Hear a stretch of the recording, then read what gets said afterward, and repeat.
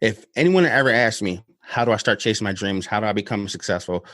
If they ask me those questions, my answer is always the same. Start with internal reflection, start with personal development, because then you can build upon that because you're building on a solid foundation instead of a faulty foundation. If you build too high in a faulty foundation and there's a storm, you're going to come crumbling over.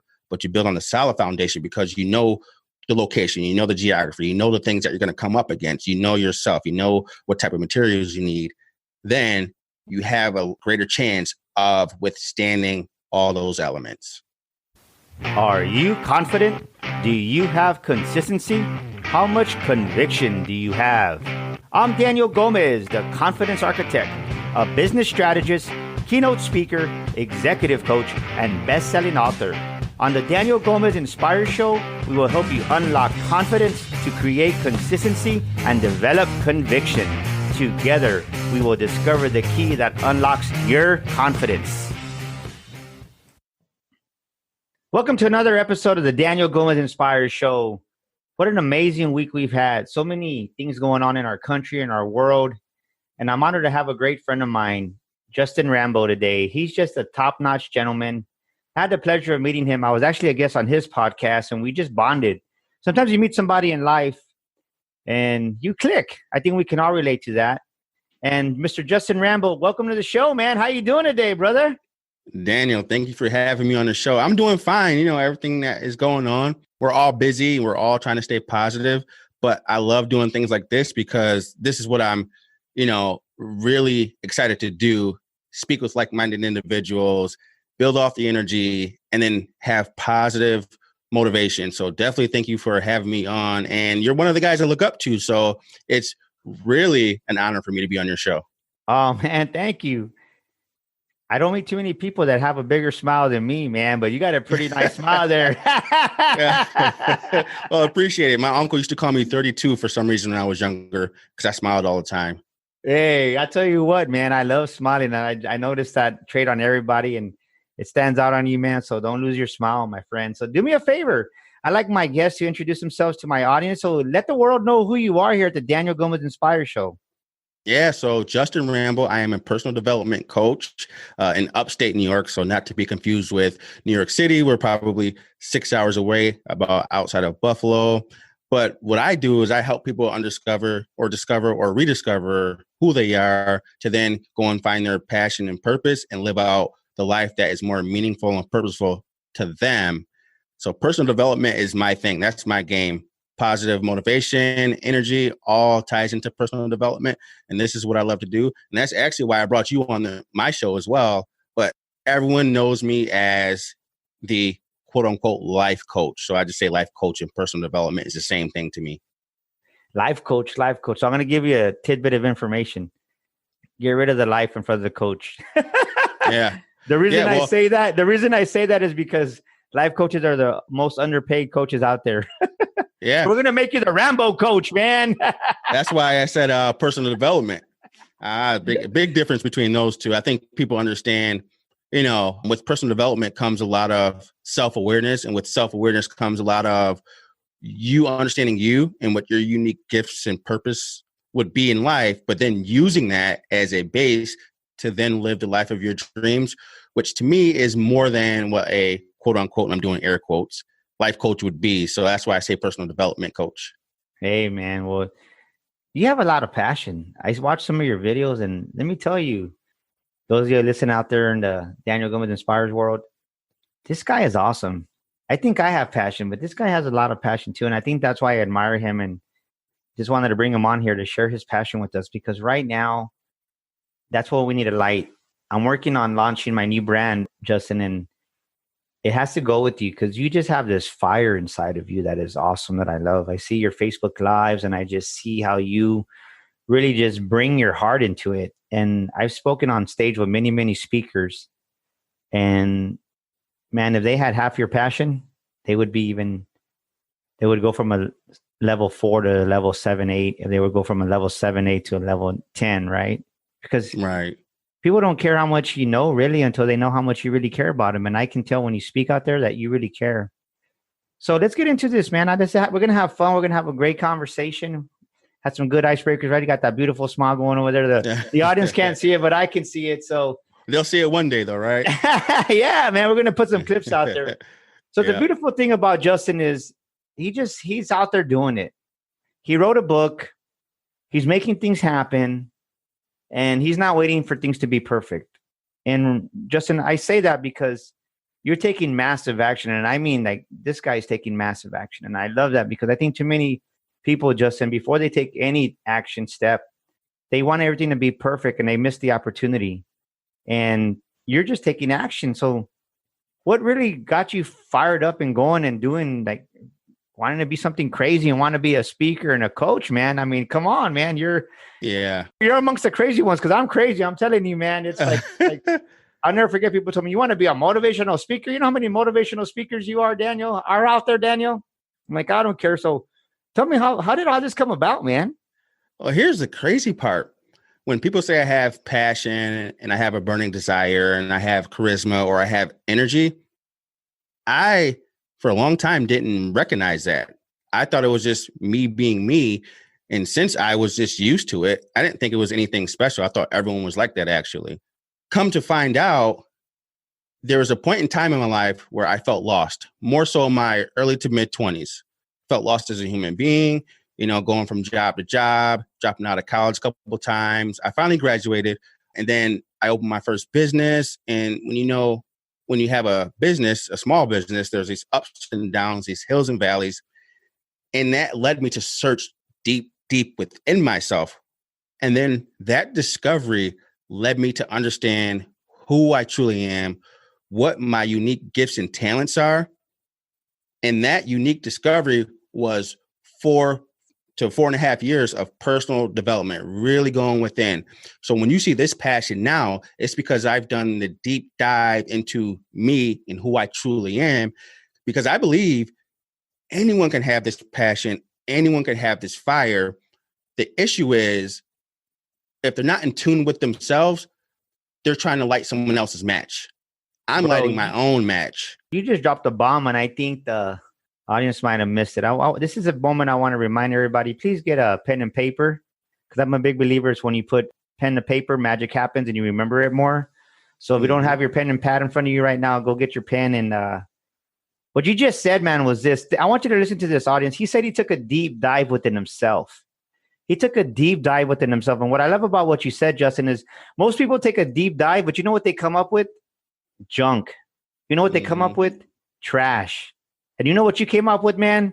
Unique gifts. So Justin Rambo took a deep dive within himself and found the unique gift within himself. How many of us, if we did that, just really took a deep dive and found that gift that we were created with that's there, instead of coming up with all the things that are wrong with us and focus on the uniqueness of ourselves? I called it being distinctive, right? Your distinction came out. And I love that, because so many people focus on what's wrong instead of focusing on what's right. So just you saying that tells me that you entered this with the right frame of mind. So tell us about, what was that unique gift that you figured out, man? Well, I want to go back a little bit, because you did say something that was very profound, is some people do take a deep dive, but they come out with a bunch of junk. And I want to say, for a lot of them, the reason they come out with all that junk is because there's so many distractions that are still within their life. They're watching the news. They're listening to music. They're listening to their friends, their family members. They're taking all these outside distractions in. So when you take that deep dive and you're still distracted, guess what your deep dive is? It's really your distractions. But when you shut down certain things, you take that deep dive, now you're connected to yourself. So that's the difference between when someone takes a deep dive and they come out in their uniqueness versus when they take a deep dive and they come out with the junk. And that was key for me. I had to eliminate a lot of different distractions. But to answer your second question, I would say my unique gift was, when I look back over the course of my life, my mom is the same way. My mom's side of the family is the same way. I've realized that people have always come to me for advice. They've always come to me for life lessons. I've always been called an old soul. People have always come to me for help, because maybe they saw something deeper within me, but I've realized I've had a gift to do that. And then I also realized I did have this passion. So it took me a long time to realize it, but I only had the passion when it was me helping someone, when it was from a place of purpose, when it was from a place of passion. And so when I realized those two things, it was a light bulb that went off. Literally, I started my second business. I started my second podcast, or started the podcast. I wrote the book in 6 weeks, and I was just off to the races. And this happened all pretty much the whole frame of what I'm doing happened in one day, because I took the deep dive and really discovered things and eliminated distractions. And then the light bulb finally went off. Man, I love this. You're hitting some good stuff here, man. So let's be real here, right? Because I think a lot of us want to be the next Justin Rambo. We want to write that book. We want to start that podcast, and fear gets in the way, and being scared gets in the way. And I love that we're talking about this, because I don't hear too many shows talking about distractions in this way. Tell us, what are 3 distractions you had to get rid of, man? Because there's you said the news, and I always talk about that. I stopped watching the news myself like 5 or 6 years ago. Mm-hmm. And I had to catch myself being here when we were in quarantine. San Antonio was open up already, but I had to watch myself because I was watching some of that Corona stuff, and it contaminates your mind. And I was like, crap, I remember why I stopped watching the news. Reminder. So definitely, I agree with you on that one. But besides the news, because that one's kind of a gimme that I talk about a lot, but give us another 3 that you had a distraction that you had to get rid of. That way somebody can take some notes right now and figure out, look, hey, Justin Rambo, he's no different than me. If he did it, I can do it. And that way you can give somebody some inspiration, some hope to say, hey, I was there. I was going from job to job. I was kind of lost, but I got rid of these 3 distractions, and they helped me get focused. So what would those 3 distractions be that just come top of mind awareness? The first one, which I think everyone agrees can be a distraction, is social media. For me, I actually got off of social media. The plan was to be off of it for a whole year. I was off for about 7 months because, like I said, the light bulb went off. I knew what I had to do, and I had to get my stuff out there. But social media was one. The second one was, and I don't mean this in a negative way, but I had to stop communicating as much with certain people, because my dream is so big and what I'm going for is so big. They're not used to that way of thinking. And so I didn't want to be clouded by what their opinions would be, or their but and type of things. So I had to eliminate as much as I can those type of conversations. But the third thing, which surprises a lot of people, and this is a very deep one, I stopped listening to music. And I'm not saying don't listen to music ever, but if you want to accomplish something and there's some knowledge you have to obtain, there's a frame of mind you have to be within, that downtime you would normally listen to music in, riding in cars, getting ready for work in the morning, taking your showers, working out. I use that for pure motivation, for pure knowledge. So when I wanted to write the book or start the podcast, I would listen to podcasts on how to write a book or start a podcast. And I would just saturate my brain with the information I needed, the motivation I needed, the inspiration I needed in order to produce what I needed to produce. So music was a big one for me. I knew I loved you for a reason, man. Boom, baby. That's a bomb right there. Boom, hey, you gotta write go. That down. Boom. Yeah. That reminds me back 20. I was a young pup in the car business. I went to a conference, and it was a great Brian Tracy. And Brian Tracy said this: you really want to make some money in the car business? You really want to make money in sales? Because there was car salesmen, there was real estate agents, there was every type of sales account executive, you name it, in San Antonio. There was about 2,000 of us at the convention center arena. He goes, stop listening to music and make your car a university on wheels. So when you said that, it reminded me over 20 years ago, when I saw Brian Tracy, turn your car, turn your computer, turn your iPhone, your Android super duper 10 plus into a university on wheels, or a university in your pocket. Because Brian Tracy said this, I'll never forget this. He goes, if you listen to something educational every single day for a year, it's equivalent to a 4-year college education.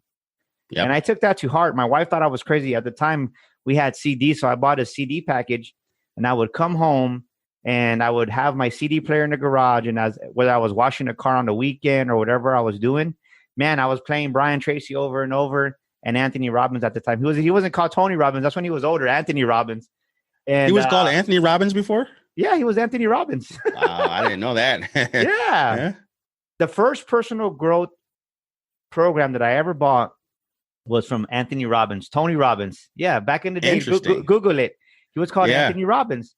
And actually, it was funny because I was listening to something else, and I still got that series. Actually, they're well taken care of. And I brought an old CD out because I have an old CD player, and I was listening to it, and it said Anthony Robbins, and it was just like thinking like, because we were talking about branding, and it's like he changed his name from Anthony Robbins to Tony Robbins, I guess for whatever branding reasons. But yeah, it was Anthony Robbins, and I listened to Anthony Robbins, I listened to Tony, I listened to Brian, and I just every day, and I noticed that that's when my life started changing. So I'm glad you said that because that's huge. And I'm going to go a little bit deeper. I might offend some people, but I don't care because I really want people to grow, the ones that want to grow that are listening to this episode. I had a nephew that just came out of incarceration, and we had a heart-to-heart talk. And I told him, hey, man, I'll help you. He goes, man, I want you to help me. And we're having a great conversation. I said, hey, but you're going to have to give something up. He's like, what? I said, music. See, because he raps and he wants to be a rapper. And I'm not saying that all rappers are bad. That's not what I'm saying before I get some messages. But I will say that some of the music that the rap kind of lingo that he listened to, it talks about this and that and bleep, bleep, and bleep, and bleep. I said, what's the vibe behind that? I mentioned that to him. And he's like, well, I don't know. Like, everybody's freaking angry. Like, there's anger behind that song, that lyric. So if you listen to that frequency, guess what you're attracting to yourself? That anger. And it broke my heart because you should have seen the look on his face, like, because we were doing a FaceTime. And how old is he? Man, he's 27 years old. He'll come around. 27 years old. But he just, like, the whole tonality of the conversation changed. And it just breaks my heart because there's so many people that don't want to let go of that music they listen to because they don't realize that listening to that type of music every single day, day in, day out, it does affect your moods. It does affect who you are. Even I was working with this when I was in the car business. There was this one mechanic that I always listened to, like heavy metal, heavy metal, like rah, like first thing in the morning. And that's the mechanic that would chunk a wrench on the floor when something wouldn't go right. Yeah, so it just comes to show that, hey. Well, here's the other thing, though, too. So I'm glad we're touching on this topic.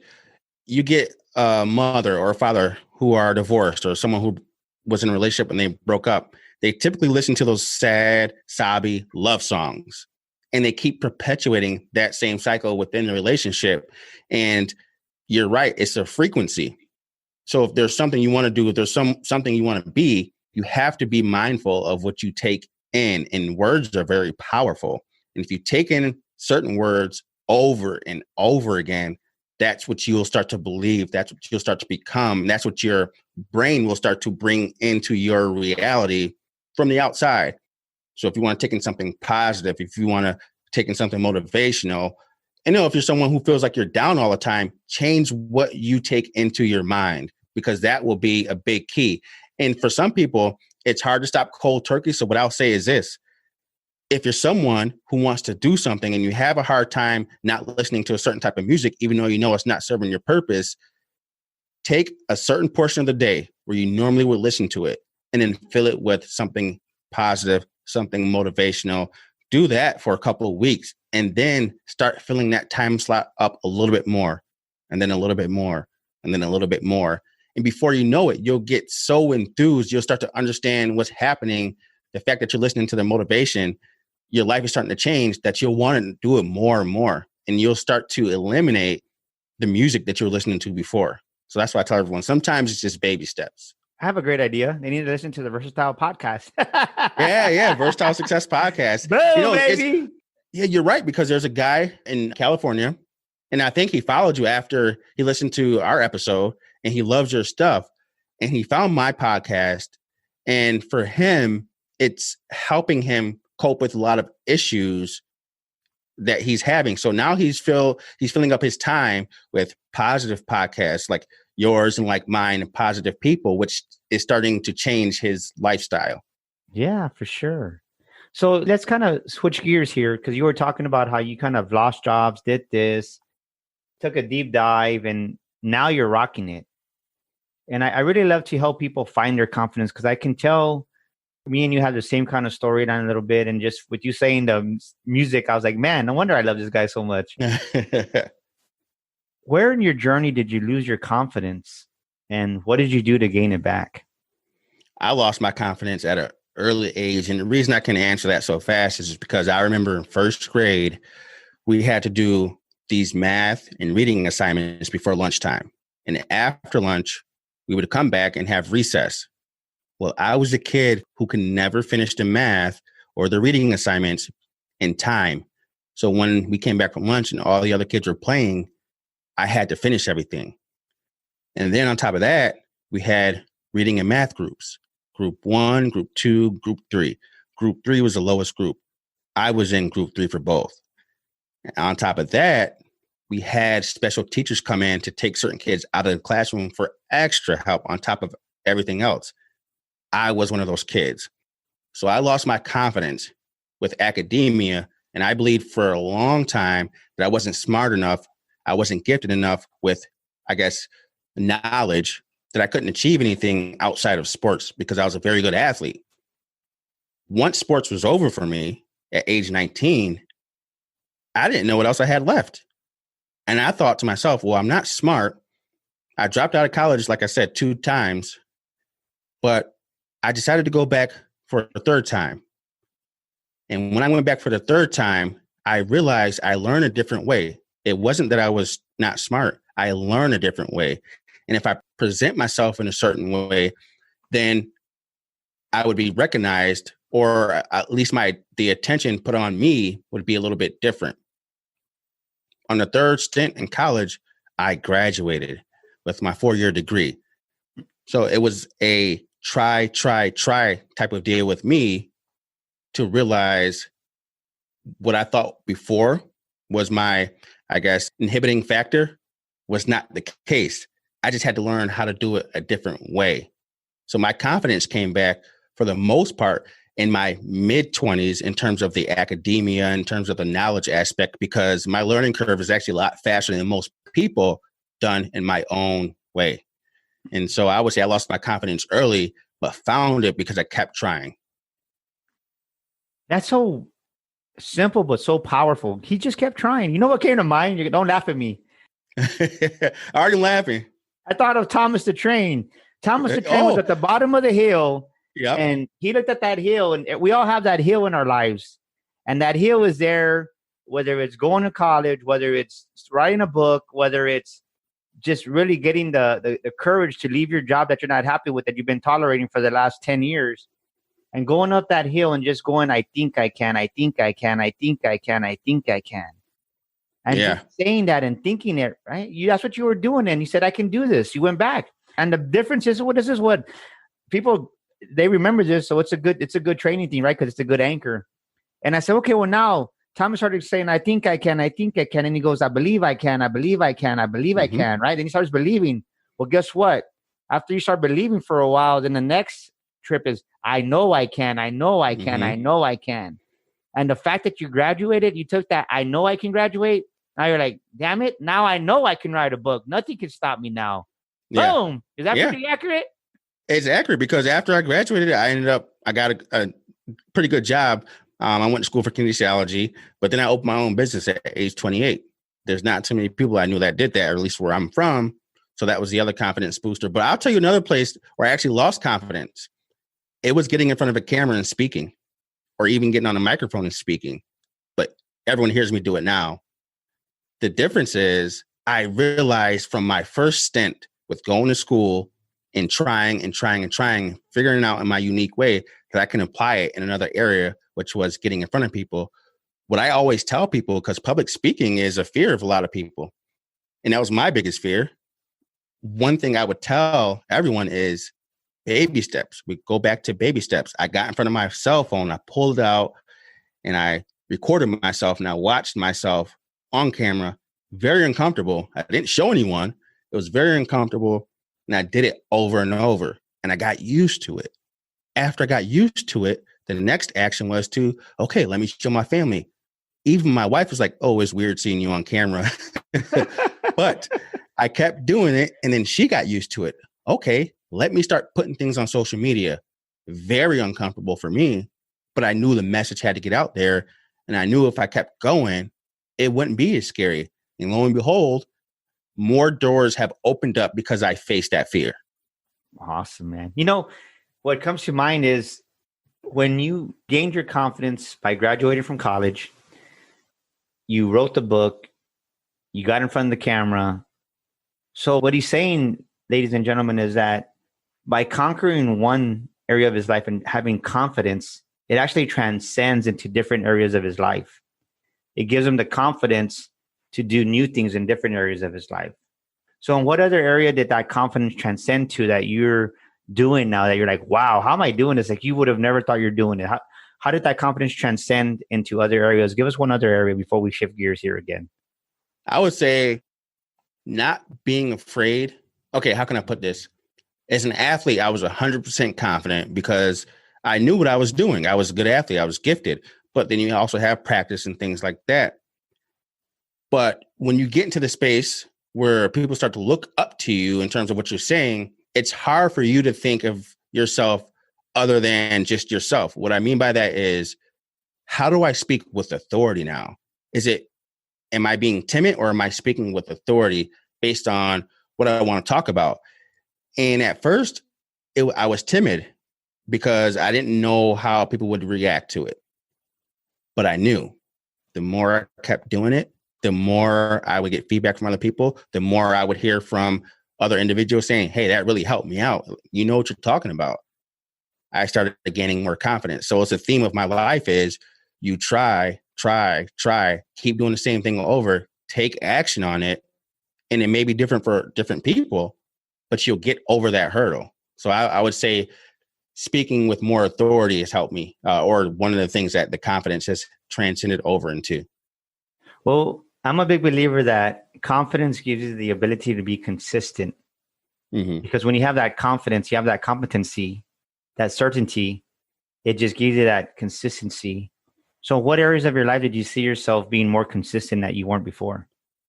Honestly, almost every area. And what I mean is I had. So were you confident washing dishes now for your wife? Is that what you're saying? Oh man, it's one of the things I love to do most. No, I'm just playing. But hey, don't know. Hey, there's nothing wrong with that. I've been making the bed for the last 3 months now, man. We've been home. Yeah. I don't mind washing clothes. I don't mind like washing dishes. It's like putting the clothes away or putting the dishes away. But yeah, for me, honestly, it was, I would say it just helped out all around. Well, no, yeah, because confidence gives you the ability to be consistent. And I see a lot of business owners, not just speakers and trainers and coaches, but just real estate agents. We'll just talk about real estate agents just to kind of put this out there in perspective. That way it's a different business. They go to the school, the realtor school, and they come out and they're like, yeah, I've met many people that I'm going to be a realtor. I'm going to do this. My sister does it. My cousin does it. So somebody does it. And then next thing you know, you're like, they go get their license. They're excited. And then all of a sudden reality hits. They're out of school. They kind of disassociate from the crowd they had while they were going to school. And now it's just them, right? Because let's be honest, you're by yourself. You do have a team sometimes, but then 6 months later, most of them, over 90% of realtors don't make it the first year. Mm-hmm. And why do you think that is? Because they're not consistent. And so that's kind of what I'm talking about is I think people want that instant gratification. And you got to do the foundation. You got to build that foundation. You got to build that foundation. You have to build that foundation. And most people don't realize that. For most of those individuals who are not consistent, what I find is one of two things. Mostly, okay, we'll go with two things. Number one, whatever they're doing, they're not doing from a place of passion, meaning it's not uniquely them. They're doing it because it looks cool. It looks like the sexy thing to do. Everyone's doing it, right?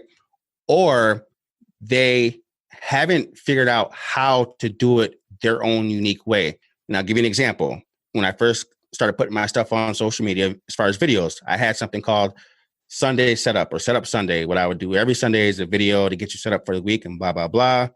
That lasted for 6 weeks and I got tired of it and I stopped doing it. And I realized I'm not doing it in my own unique way.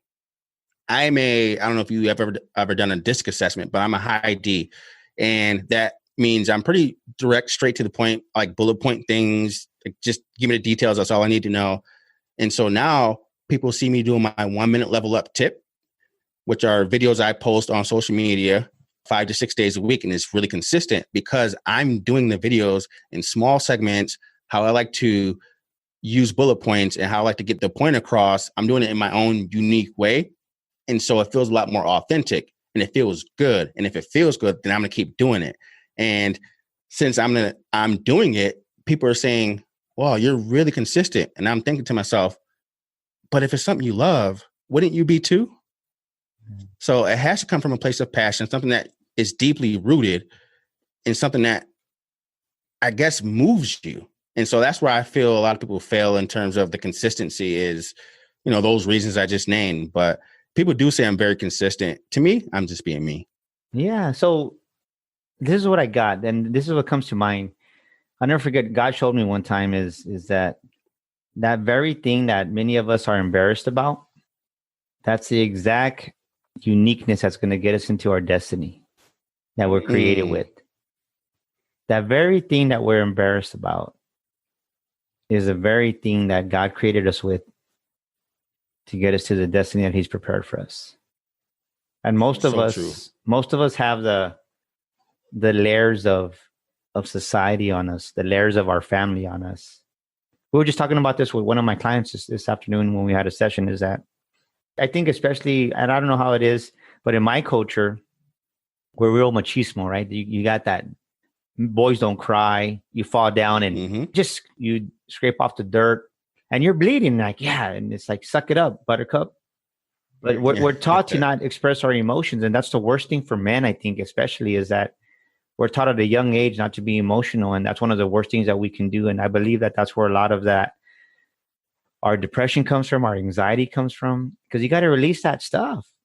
And I say that because all these layers I call them agreements, right? These belief systems, these agreements that we take as truth, and they're not even true.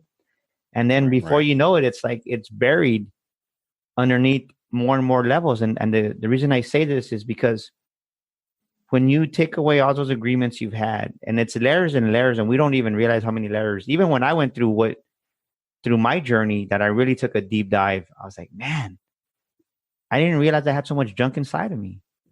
And then when I found something that I kind of loved, and I was like not embarrassed. I was embarrassed of it. God goes, that very thing that you're embarrassed about, that's your greatness. That's what's going to get you to your destiny. And the moment we embrace that, boom, there comes Justin Rambo, baby. You can't stop him, right? It's so funny you say that, because I'll tell you a quick story.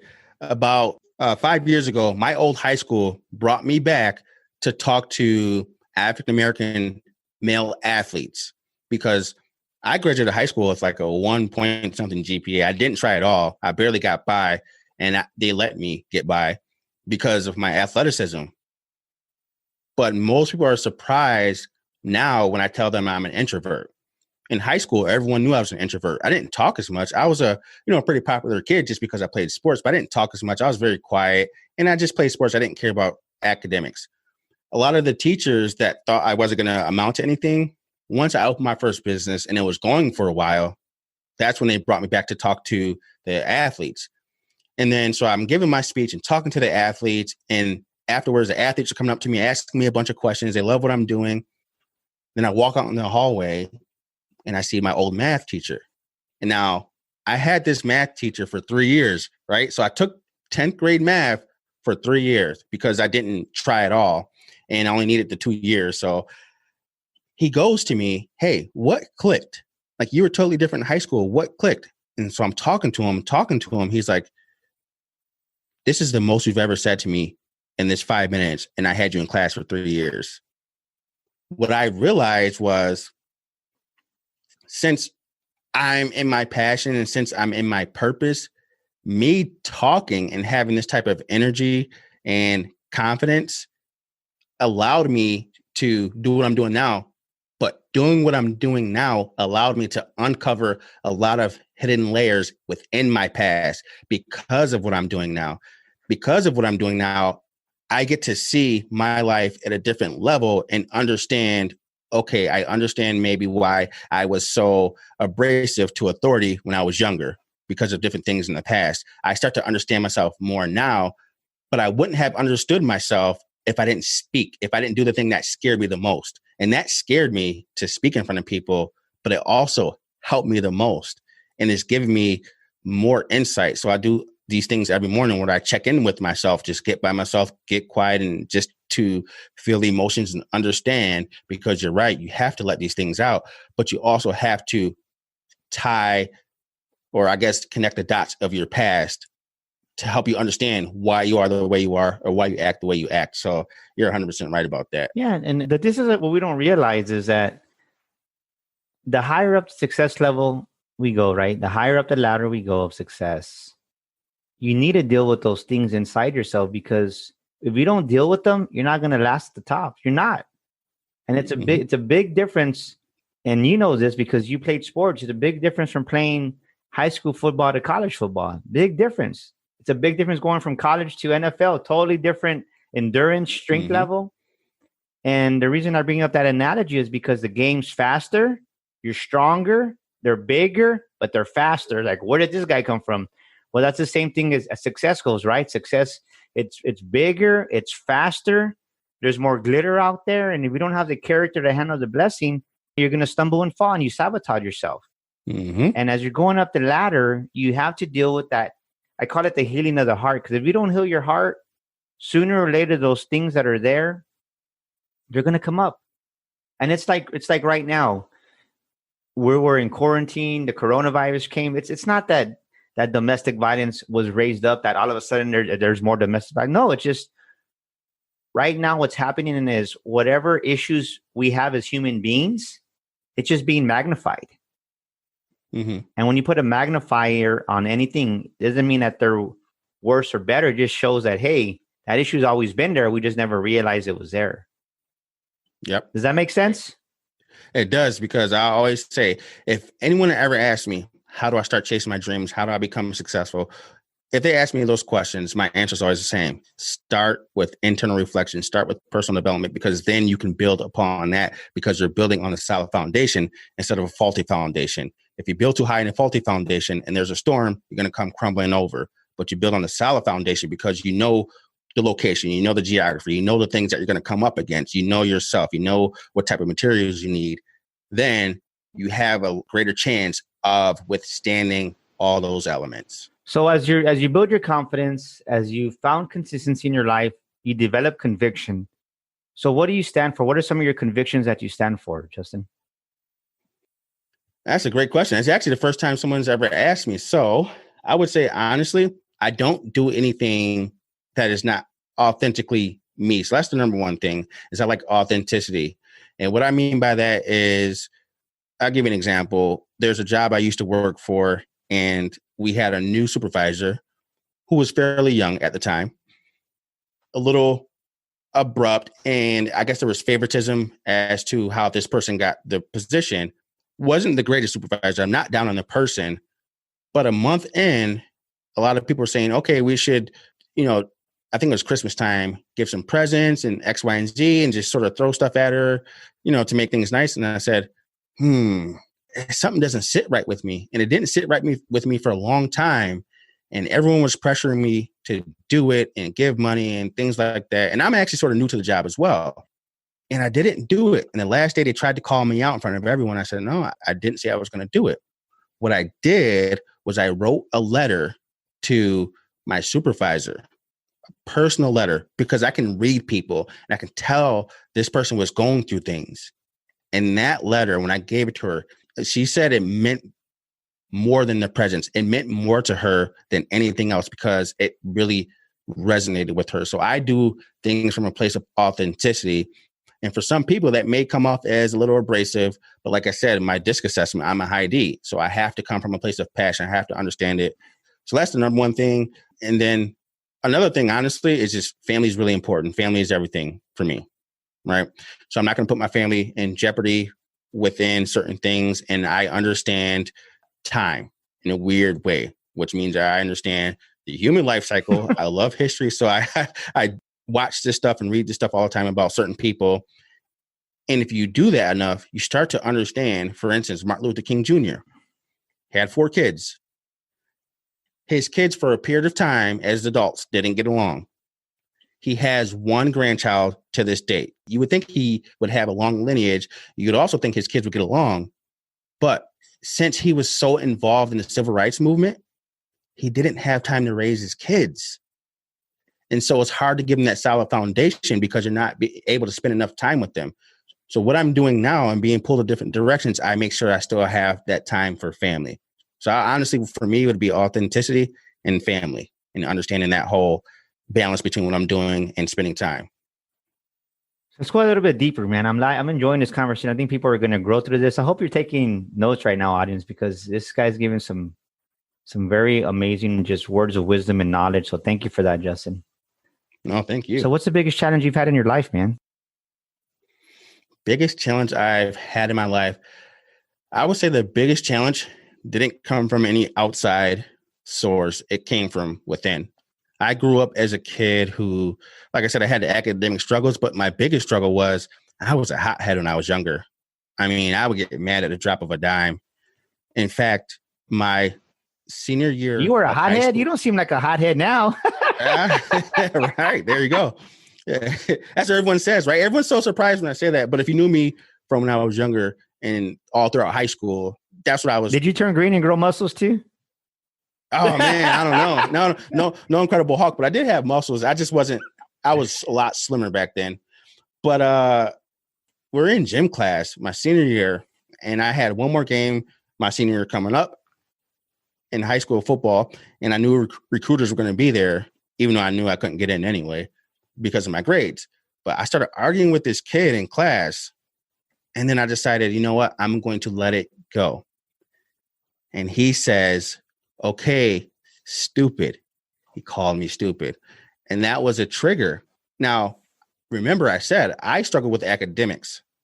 So anyone that called me stupid was a trigger. I went over to him and we got into it.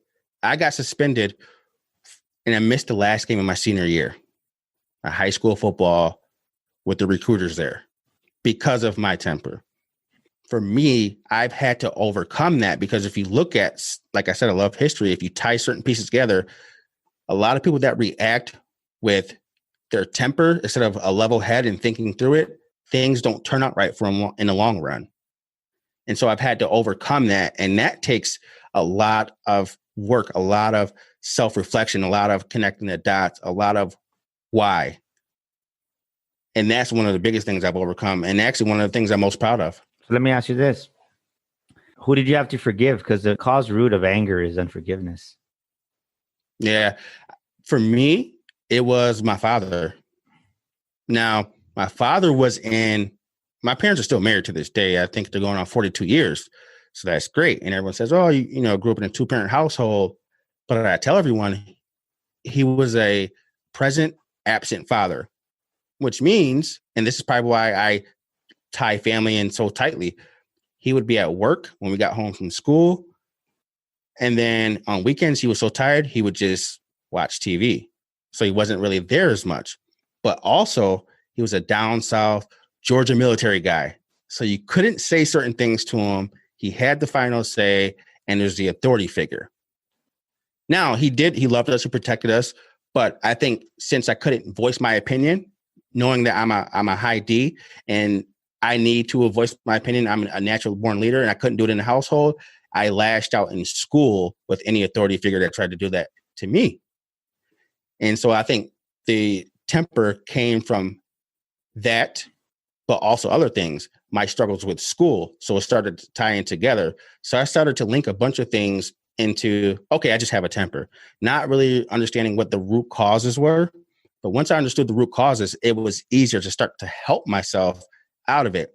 And I also think, honestly, people have called me an old soul. I can think through processes really fast. And sometimes when I was younger, if I didn't get my point across the way I wanted to, or someone didn't understand it the way I wanted them to, it was just, I went from 0 to 60 really quick. Yeah. So I want to drop this. Man, this is good stuff. This is really, really good stuff. So I want the audience to capture that though, because over 50% of those out there listening that go from 0 to 60, whether you're a male or female, there's something that's triggering that.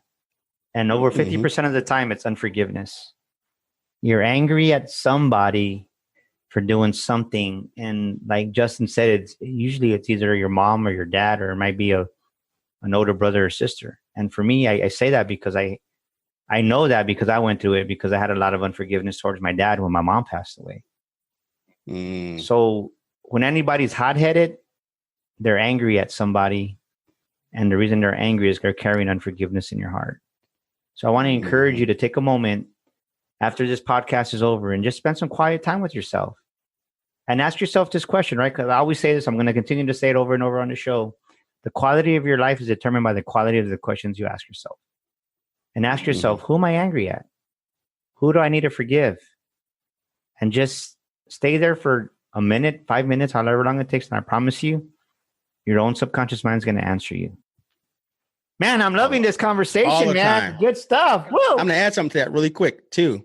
Go ahead. Ask yourself why, no matter what the issue is. If you're feeling sad, if you're feeling down, if you're feeling angry, ask yourself why and get by yourself. Because when you ask yourself why, your brain starts to search for the answers. And when you get by yourself, you give yourself the space and the time to gather those answers and collect those thoughts.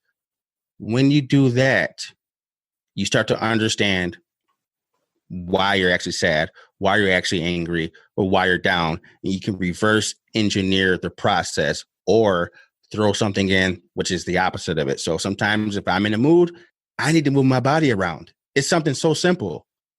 You know what I mean? So sometimes, even if it's not a place that, you're coming from a place of anger towards someone, but you're moody or you're mad, sit and figure out why, but also put in place the markers that help you do the opposite.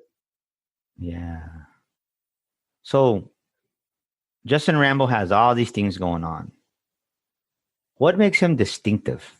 What makes me distinctive? That is a good question. Well, my mom thinks that, how mothers are. She thinks you're the best looking, right, so that don't count. Yeah, she goes, yeah, I love your stuff. I'm not just saying it because I'm your mother. I'm like, yeah, okay. But I've always felt a sense of, and I don't know how to define this, I don't know how to quantify it, but I've always felt a sense of being led, like I'm supposed to do something. So that, for some reason, has given me the boost throughout life in general. But I would say in terms of what makes me distinctive is I don't look like everyone right within this space. I don't talk like everyone within this space, but I'm genuine and people can hear it and they can see it and they can see the fire and the passion. So it's a different way for people to view something, and it's a different way for people to hear something. And it's disruptive to a lot of people, which is a good thing because sometimes you get too complacent. And we need to understand that there's a lot more out there. There's a lot more to do. And it helps other individuals realize, okay, I don't look like the status quo for this, but I can still achieve it.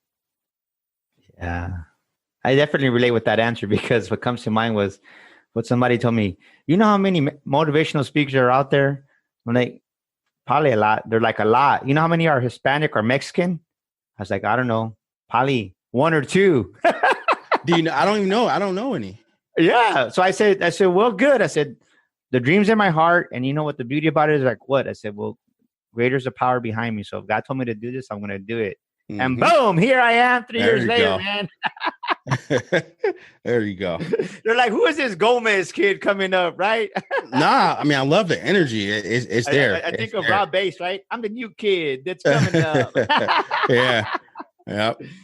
Man, we're coming towards the end of our show. It's hard to believe we're already going on an hour, man. I love our conversation. I want it to go. We might have to do a part 2 to this, Justin. I would love to. So leave us with the word of wisdom. Give our audience a word of wisdom. And I really want you to take your time, whether it's a minute or 5 minutes. I want you to speak from your heart because I want you to speak to the people that really need hope and really need encouragement right now and that feel lost, because I think right now our country is going through it's a new paradigm. And with new paradigm comes new novelties. And not all the novelties are going to stick. Someone may be asking, well, what's a novelty, Daniel? Well, a good example is a mask. Some of us wear masks, some of us don't. If it's going to stick as a novelty, it might not. But give us a word of wisdom and speak to the audience and let them know what comes from your heart right now. I would say, honestly, if you're someone, and I typically speak to people who are dealing with heartbreak or dealing with emotions, really struggling to find who they are, but they have that feeling that there's more to life. They have that feeling like that there's more that they can do. I always tell them, first, get by yourself. Schedule some time out every day. Pick the location, know the time to get by yourself and either sit and think, pray, or write things out. Do that first, because you'll start to uncover some things that will help you and understand what the next step is. The other thing is, you have to understand, it's not that you can't achieve certain things. It's not that you can't overcome certain things. You're just looking at it as, I can't do it like I've seen it done multiple times with other people. You have to know that you're unique. You have to know that there's a unique way that you can go about it. You have to understand that with your uniqueness, it gives you the strength to then go out and do it. But do it in your own way. Be authentic, and just understand that your gifts are needed, because everyone was given a gift or gifts. Everyone was giving something to work with.